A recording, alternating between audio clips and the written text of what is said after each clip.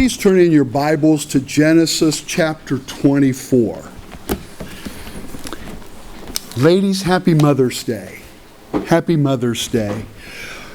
I thank God for you moms and grandmas. So I thought about today and getting ready for today, how blessed and privileged I am to be the pastor and the friend of such wonderful women. The integrity of your life, the genuineness of your faith, the faithfulness of how you come alongside and encourage and support your husbands, the way that you raise your children and grandchildren, and the values that you instill in them. You are wonderful and a true blessing, and I thank God for you. And I hope that this is a great day for you, and that your family celebrate you properly. As a token of our appreciation, we have these small gifts here. Can't go wrong with chocolate. And it appears that I may have more than what we need. That's okay. I think Mother's Day gifts are like pizza, so I better to have too much than too little, right? So please help yourself at the end of the service. If your mom or grandma is not here, please feel free to pick one up. If you have a daughter or granddaughter who's a mom, please feel free to pick one up. I still have 10 down here that I have no room for up here. So there's plenty, all right? And so please help yourselves. In Genesis 24, there are 67 verses. I'm going to read them all. No, just kidding. I'm going to read about 10. We'll pick up with verse 12. And Eliezer said, O Lord God of my master Abraham, please grant me success today and show steadfast love to my master Abraham. Behold, I'm standing by the spring of water, and the daughters of the men of the city are coming out to draw water. Let the young woman to whom I shall say, please let down your jar that I may drink. And who shall say, drink, and I will water your camels. Let her be the one whom you have appointed for your servant Isaac. By this I shall know that you have shown steadfast love to my master. Before he had finished praying, behold, Rebekah, who was born to Bethuel, the son of Milcah, the wife of Nahor, Abraham's brother, came out with her water jar on her shoulder. The young woman was very attractive in appearance, a maiden whom no man had known. She went down to the spring and filled her jar and came up. Then the servant ran to meet her and said, please give me a little water to drink from your jar. She said, drink, my lord. And she quickly let down her jar upon her hand and gave him a drink. When she had finished giving him a drink, she said, I will draw water for your camels also until they have finished drinking. So she quickly emptied her jar into the trough and ran again to the well to draw water, and she drew all for his camels. The man gazed at her in silence to learn whether the Lord had prospered his journey or not. Genesis 24 is the chapter where smoking is first mentioned in the Bible. It is. In the King James Version, verse 64 tells us that when Rebekah saw Isaac, she lit off her camel. I know, that stunk.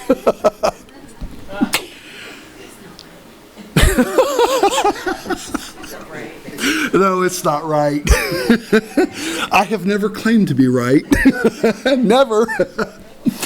Genesis is a book of beginnings. It tells us of creation and the initial unfolding of God's plan of salvation for the human race, and particularly how it centers upon one family, the family of Abraham and Sarah. This chapter is about finding a wife for Isaac. But not just finding a wife, but finding the right kind of person to be his wife. And I think the importance of this is found in that this is the longest chapter in the book of Genesis. Finding the right person, and I think even more significantly, being the right person, matters a great deal to God. Abraham did not want his son to marry just anyone. Her values and her character needed to align with the purposes of God for this family. And I think that Isaac agreed with that because he's 40 years old. He is the only heir of an extremely wealthy man. He could have had any beautiful girl in that area if he wanted, but he didn't want to just settle for anyone. So I want to spend a few minutes looking at the mother of Israel. If you remember, one of her sons was Jacob, whom God later named Israel. And I want to see what the qualities that made her such an outstanding person, qualities that you and I can make our own. But before I do, I want to make a couple of observations here that I think are important just to note. And the first one is about Abraham's servant Eliezer. If Isaac had not been born, Eliezer would have been Abraham's heir. He would have gone from being a servant to an extremely wealthy man. Isaac's birth took all of that away. Nevertheless, even though he lost out on all of that, he served his master with excellence, he served him with integrity, and he sought the blessing of God in carrying out his assignment. Eliezer is not a famous man in the Bible, but he is a truly great man. The other is about Rebekah. Her family is not rich. They're not poor, but they're not rich. There are no servants to go fetch the water from the well. She does it.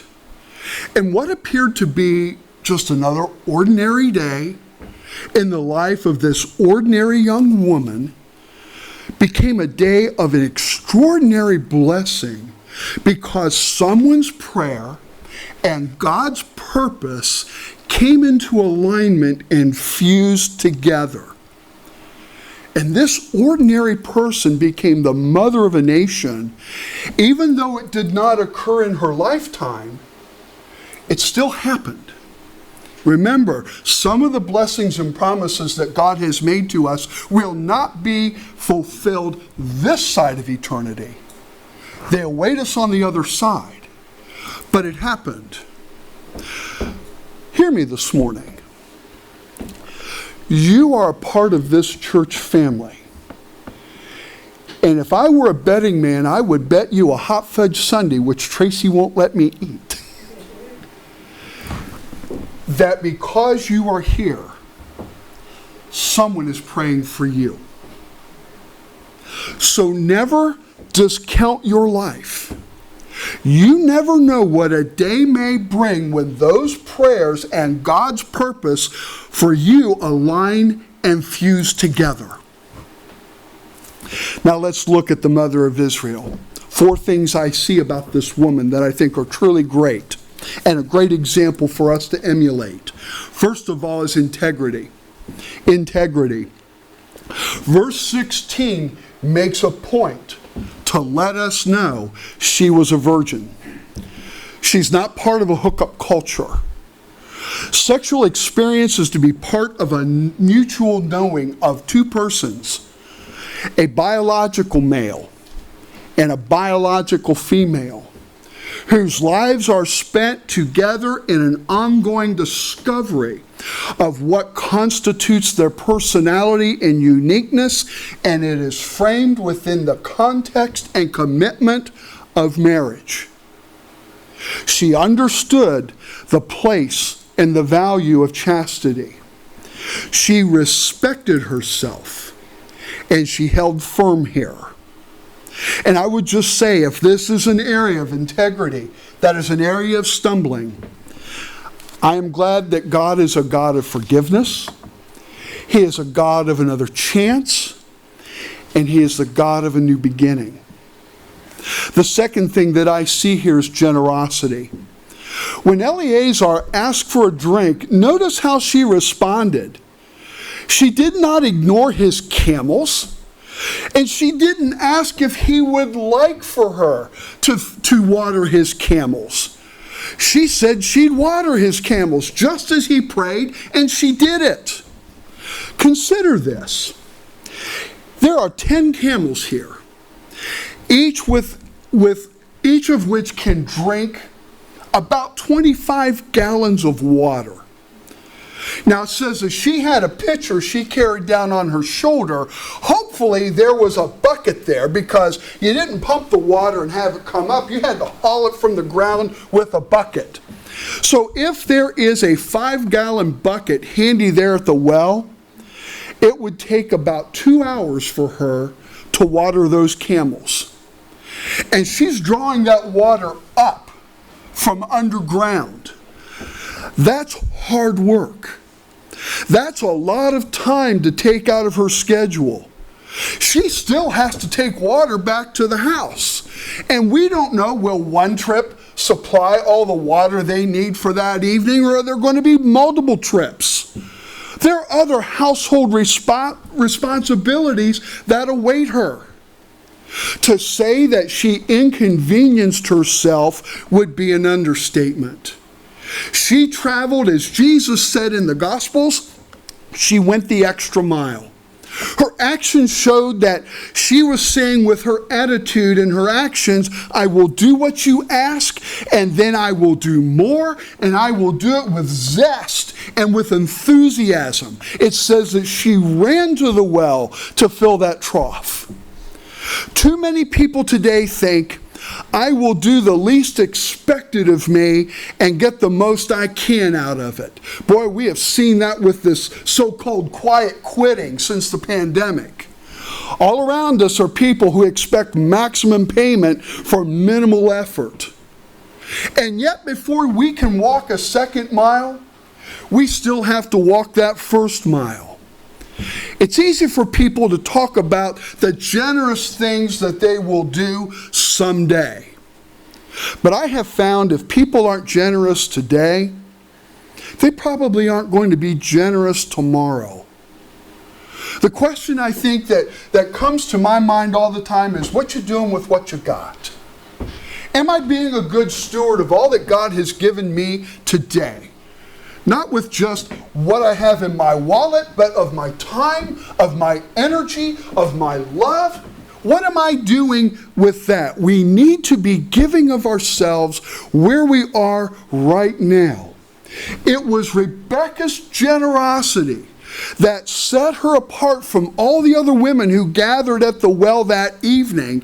And because of her generosity, it changed her life in ways that she could not even begin to imagine.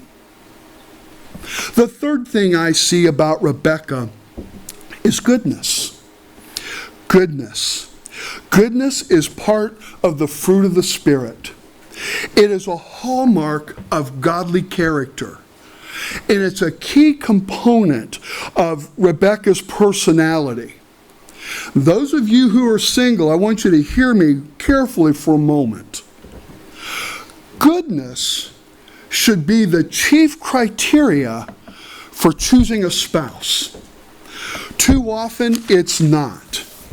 Too many people today base their choice of who they're going to marry based on their looks, their personality, their wealth, their popularity, and later they pay a painful price for doing so.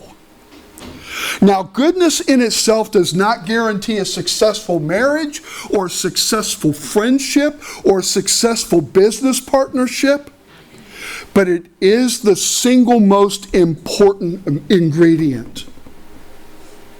Isn't it funny that nearly everyone wants everybody else to be good, while at the same time what they want for themselves is to be happy, rich, and popular? That's because they think they're already good. And to me, it's pretty amazing that most people think how good they are when you see all the meanness and dishonesty and cruelty and selfishness around the world. But most people think that they are good because they judge themselves by their motives, not their actions or the results of those actions. They judge others by their behavior, but they judge themselves by their motives. They say, well, I meant well. Motive is important, but a truly good person not only means good, they also do good. Goodness flows out from their lives. Now, getting back to Rebecca, look how she treats this stranger, this foreigner, who shows up with a small herd of camels. She doesn't simply give Eleazar a drink and then turn around and go back home. She rushed to meet his need. She was a blur of activity. In verses 16 through 20, there are 11 action verbs that describe her. It makes a point of telling us that she was very beautiful, very attractive. If we translate it from the Hebrew, we could say she was drop dead gorgeous. But she did not use her beauty or her charm to manipulate and get what she wants out of life. Instead, she acts nobly. She gives of herself to meet the needs of a stranger. People will treat you well if they want something from you. But notice, how do they treat strangers? How do they treat others in whom they have no vested interest? Like the waiter or waitress who gets the order wrong and brings the wrong meal. Or maybe they get the order right, but the meal is badly prepared. Or the cashier at the grocery store when they get surprised by how much it costs to take home that food. Or how they treat the worker at the Bureau of Motor Vehicles. And how do they treat animals? I did not know this. I did not realize this until recently. But the Old Testament law has more to say about the humane treatment of animals than it has to say about Sabbath observance. How we treat our animals matters. It's an expression, it shows a part of the goodness of our character. And then the last thing I see in her is faith.